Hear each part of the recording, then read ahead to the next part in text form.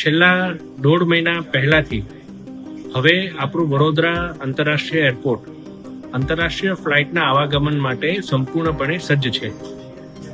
ત્યારે કેન્દ્ર સરકાર દ્વારા એરપોર્ટ ઓથોરિટી ઓફ ઇન્ડિયા દ્વારા વડોદરાની અંદર આંતરરાષ્ટ્રીય ફ્લાઇટ મળે એ માટે એરલાઇન ઓપરેટર્સ માટે એક સ્પેશિયલ ઇન્સેન્ટિવ સ્કીમની જાહેરાત કરવામાં આવી છે.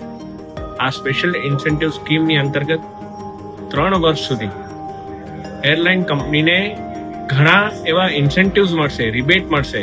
100% થી શરૂ કરીને 70% સુધીના રિબેટ એમને મળવા જઈ રહ્યા છે. ત્યારે મને લાગે છે કે આ સ્પેશિયલ ઇન્સેન્ટિવ સ્કીમ દ્વારા એરલાઇન ઓપરેટર્સને પણ પ્રોત્સાહન મળશે અને વડોદરા એ આંતરરાષ્ટ્રીય ફ્લાઇટ મેળવવા માટે એક પગલું વધારે આગળ વધ્યું છે.